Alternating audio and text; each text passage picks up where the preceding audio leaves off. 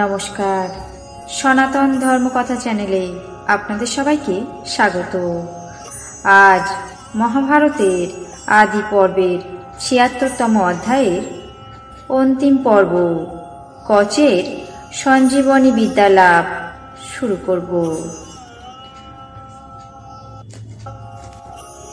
নারায়ণং নমস্কৃত্য নরং চৈব নরোত্তমং দেবীং সরস্বতীং ব্যাসাং ততো জয়মুদীরয়েৎ।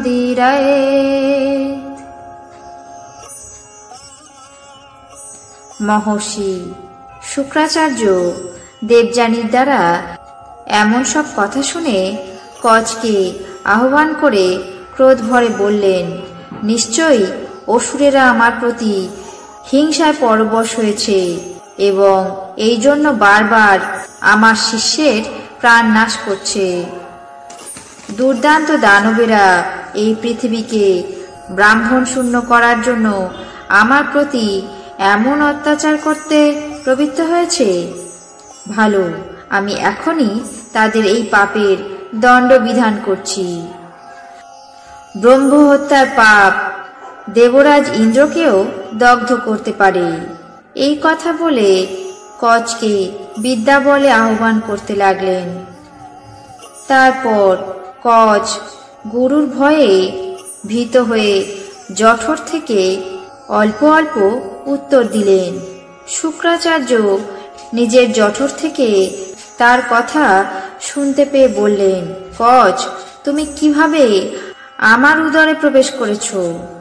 কচ বললেন, গুরুদেব, আপনার প্রসাদে বলবতী স্মরণশক্তি আমাকে পরিত্যাগ করেনি, এই জন্য আমার যাবতীয় বৃত্তান্ত স্মরণে আছে, আর আমার তপস্যা কিছুমাত্র ক্ষয় হয়নি। এই জন্য এই দারুণ ক্লেশ সহ্য করতে সমর্থ হয়েছি। অসুরেরা আমাকে দগ্ধ এবং চূর্ণ করে আপনার সুরার সঙ্গে মিশিয়ে দিয়েছিল। আপনি বিদ্যমান থাকতে আসুরি মায়া কখনোই ব্রাহ্মী মায়াকে অতিক্রম করতে পারবে না। শুক্রাচার্য বললেন, বৎস দেবযানী, আজ কিভাবে তোমার এই প্রিয় কাজ সম্পন্ন করব? আমি প্রাণ পরিত্যাগ না করলে কচের প্রাণ রক্ষা হবে না।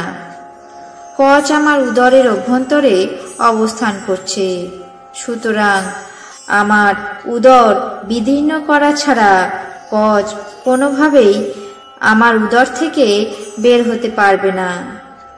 দেবযানী বললেন, পিতা, কচের বিনাশ এবং আপনার উপঘাত বা অপমৃত্যু এখন উভয়ই আমার পক্ষে সাক্ষাৎ মৃত্যুর সমান মনে হচ্ছে। কচের বিনাশ হলে আমার জীবন নষ্ট হবে এবং আপনি না থাকলে কিভাবেই বা আমি প্রাণ ধারণ করব?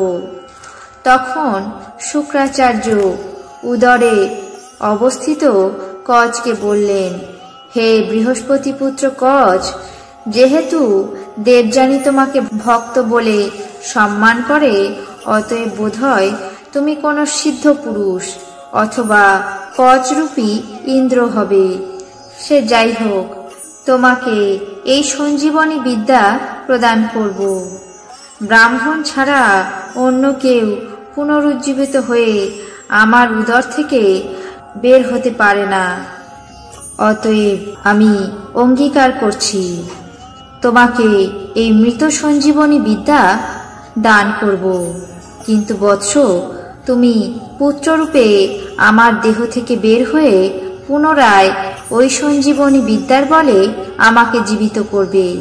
দেখো, এই ধর্ম প্রতিপালনে যেন পরান্মুখ না হও। তারপর কচ সঞ্জীবনী বিদ্যা প্রাপ্ত করে উদর বিদীর্ণ করে পূর্ণিমা চাঁদের মতো তৎক্ষণাৎ বেরিয়ে এলেন এবং দেখলেন মৃত শুক্রাচার্য ভূতলে পড়ে আছেন।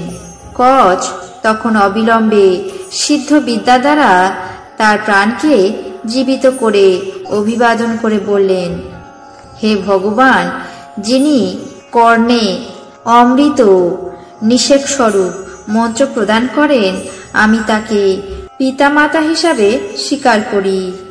কোন ব্যক্তি এমন মূঢ় যে এমন হিতৈষী লোকের অনিষ্ট চেষ্টা করে? সত্য ফলপ্রদ নিধির নিধিস্বরূপ পরম পূজনীয় গুরুদেবকে যে ব্যক্তি আদর করে না, সে পাপিষ্ঠ, ইহলোকে অপ্রতিষ্ঠিত হয়ে পরলোকে নরকগামী হয়। মহানুভব শুক্রাচার্য সুরা পান করে অজান্তে কচকে উদরস্থ করেছিলেন। এই কারণে সুরার প্রতি তার ক্রোধ জন্মাল।